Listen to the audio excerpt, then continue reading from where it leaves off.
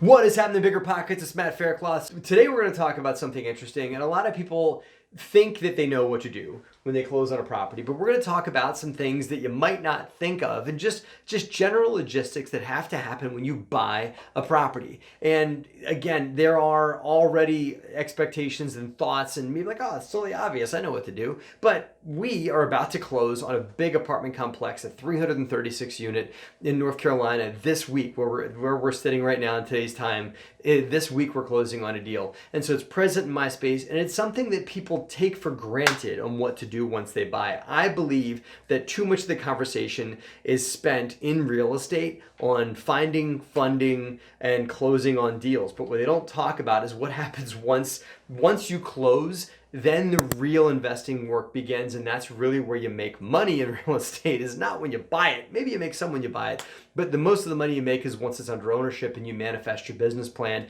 and bring things to fruition that you want to do. So I would be amiss if I had this conversation by myself. I need to have my business partner and asset manager join me here. So let me do a little hocus pocus magic and bring him here with me. Okay, guys, ready? 1, 2, 3, poof! Hey! This is Justin Fraser. For those of you guys that don't know, he's all over our YouTube channel, and you guys should be following Justin as well on some of his outlets, including True Multifamily, talking about the real business of multifamily, which is what happens once you take ownership. Justin, Absolutely. how are you today? Good. Thanks for having me, man. Good. You super pumped for our new deal in North Carolina? I cannot wait. Right? There's been so many moving pieces. We're so excited. And as you said, people don't talk enough about what happens after closing. Yeah. We want to pop the champagne, but an asset manager gets to work after we close on the property. So that's what we're going to talk about today. People pop champagne when they close, and they should. Yeah. You see a lot of Facebook posts. We Absolutely. just bought an apartment building. And it's like, that's awesome. Or a piece of real estate, or a single family home, whatever it is. You just closed on the buy side, really. But now that's where the work begins, right? We have to get started. Today, we're going to talk about the 3 things you must do when you close. But I also want you guys to put in the comment section on other things you'd like for us to talk about, because I'll bring back Justin to talk about other things for you guys, including perhaps how to build a business plan, how to manifest it, how the best way to increase rents, best way to decrease expenses, best way to bring about profitability in a property once you already own it. Right? Absolutely. Yeah. Okay. So today, Justin, we want to talk about 3 things you must do when you right after closing when you buy a property. Yeah. Okay. What do you think? Okay. First one, no matter what size property you're buying, walk the property when you buy it. It could, okay? A single family house, multifamily 300 unit property, doesn't matter what size, you or someone you trust, like your property manager, needs to walk the property. Why? I just probably did a pre-walkthrough, pre-closing inspection. You know, in a single family house, you might have walked it that morning, closed midday. Yep. Guess what? Drive back to the property. Go back, check it out. Because you don't know if a leak sprung up in the basement, a tree fell down in the backyard. I mean, you never know in real estate, right? So whether it's a single family house or an apartment complex, as soon as you buy it, walk it. And you know, on an apartment complex, you're not going to be able to walk every single unit, right? But what we are going to do is walk the common areas.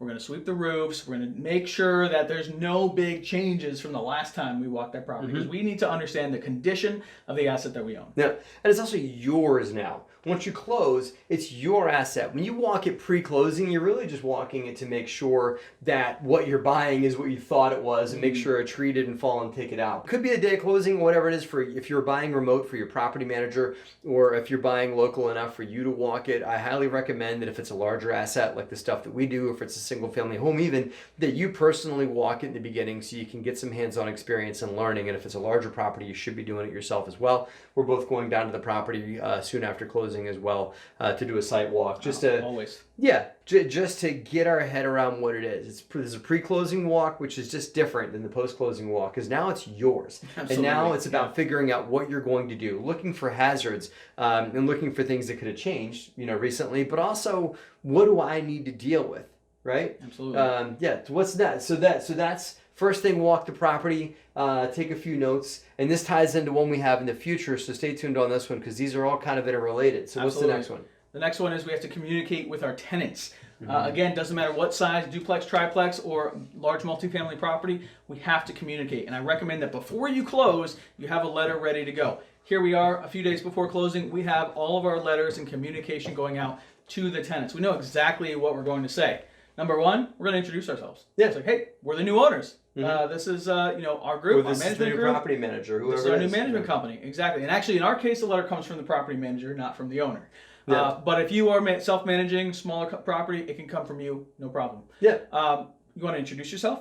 You want to tell the tenants where they can pay rent. Right? That's very important. You need to make sure that they know to pay you, not the previous owner.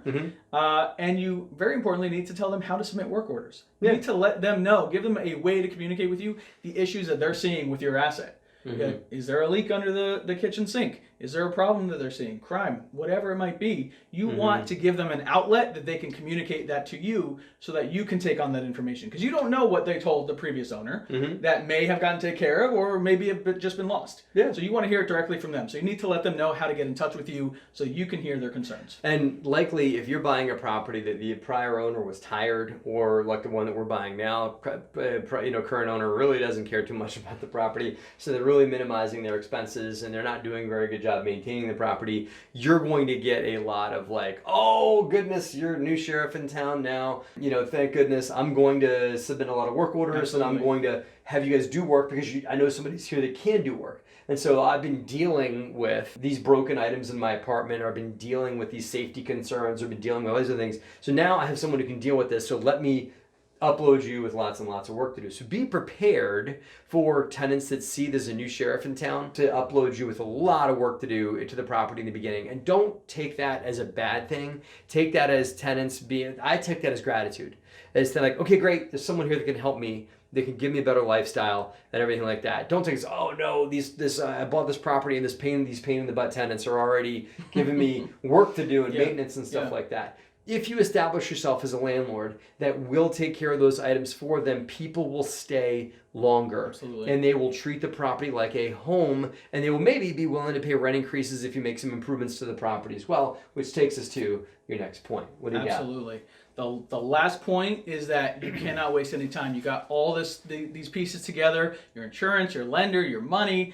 You got the property on a contract. Potential investors. Yeah. Right? Yeah. There's a lot that goes into it. That's why we want to pop the champagne. But let's get started on day one. Execute that business plan. So any plans you had on renovations, if you're going to add amenities, you're going to get contractors in there, don't hesitate. Start the work, because every day you wait is a day lost. Dollars out of your pocket. Absolutely. Right. So there's enough. Have the teams in place. Have your contractors ready to go. We've got bids. We've got more bids on this property than I know what to do with. Every piece of that property has been evaluated. We're ready to go. So as soon as I close, my vendors have been selected. We can hit the ground running. You don't want to wait. Every day is like, that's lost rent. If I'm going to renovate a unit and I've got to wait now for an extra week for a contractor, well, that's going to be a week of lost rent. Right? Yeah. So start on day one. Don't waste any time. If your business plan includes upgrading utilities to reduce operating expenses, we learned that the hard way. We're like, oh, we'll do that in year 2. No, do that immediately after closing, because that's all dollars you could be saving in improvements to the property, increased rents or playgrounds, whatever you want to do to make the property look and feel better. Those are things you guys can do as well. But I agree that like things like reducing expenses, do that as soon as you can, because it's all dollars in your pocket. There's 3 steps there. The first thing that you want to take care of in your business plan is safety issues. So if you're buying this thing and you've got potential liabilities, that loose staircase or something that could cause problems, we always take care of safety issues first. Yeah, we hope tenants notice that you're doing things to take care of them, but you also, at the end of the day, that's also liability issue that you want to get off your plate in that. And sometimes lenders or insurance companies even notice those things and will give you a list of things you got to do right after you close anyway. So there's life safety issues. Life safety. Yeah. Number 2 is NOI boosters. So that's income increasers and expense decreasers. As Matt was saying, let's reduce our utility costs. Let's increase our revenue. So if we're renovating units, saving on leaks, saving on utilities, whatever that might be, whatever we can do to prop up the income and decrease the expenses. There you go. Lastly, the third phase of the business plan is amenities. We want to give these tenants a better place to live. So if you have why? Because number one, we want to give tenants a great place to live. We want tenants to have a place that they feel like they can call home. Yeah. Right, and they feel proud to bring their friends to. Underscore that word, guys. Home. Home. Absolutely, and that's what we do for all of our properties, large or small. Right. That's a word that gets lost in landlording a lot. Yes, people are compensating you in exchange for, housing, but at the end of the day, there is a difference in tenants that treat their place like a home versus tenants that treat their place like a place that they're staying or a place that they have to live. You want to create an environment that your tenants treat like home.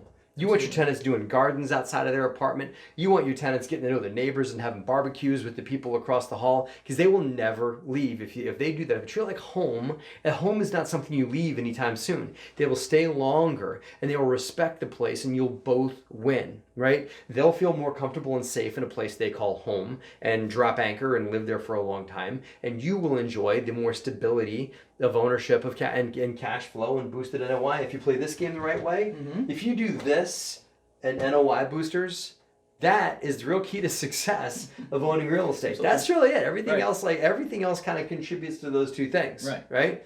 So what are some quick and now amenities that you and I do for larger apartment buildings?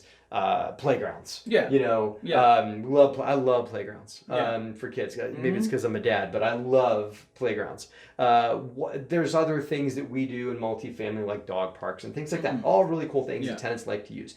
Let's say someone's watching that has either a small multi, like 2, 3, 4 unit, or even a single family home. Sure. What are some amenities that I love that question, by the way, because you don't normally think of amenities on a single or small multifamily. But think about what you're offering. What is that tenant renting from you? They're renting, of course, the house, but maybe your house has a yard, and maybe there's some things that you can do to help spruce up the backyard, right? You've got some overgrown bushes or something, right? Clear that out so they have a little more place for the dog or the kids or whatever, right? Maybe there's a porch on the front that hasn't been, painted in a long time that you can clean up for them. Give them anything that's sort of an extra amenity, space for them to hang out, spruce it up, give them a little bit extra. That's what we want. We want them to really feel like they're at home. Yeah, and the big word there is to attack the deferred maintenance. Painting a porch is like, I could just let it sit and maybe I'm only going to own it for 5 years, and so it'll just continue to rot and peel paint and all that for the next 5 years and look like crap, and then 5 years from now the new owner will deal with that. Maybe you want to paint that porch because then the tenant that lives there will enjoy the amenity of a nice painted porch, and they'll have the pride of ownership that'll make them call it home. Exactly. Because remember, amenities create this. This NOI booster is what puts money in your pocket. And if tenants are calling a place home, they'll stay longer and put more NOI boosters in your pocket and avoid the biggest thing that kills your NOI, which is vacancy. Single family home stuff, find ways to make it home, address deferred maintenance. Fenced-in yards, a great idea. Apartment complexes, amenities could be things like that are more community-based assets. Like if you want to dig out a pool, like in the one in North Carolina, we've got what's pretty much a swamp, but what used to be a pool, and we're going to turn it back into a pool. Dog parks, we're going to take some of the cavities underneath the buildings and maybe drop in a gym or self-storage or something like that. Other cool stuff. Cool. Even just an empty field area, we're going to level out. We're going to put some soccer goals on each end, and now you've got a soccer field there.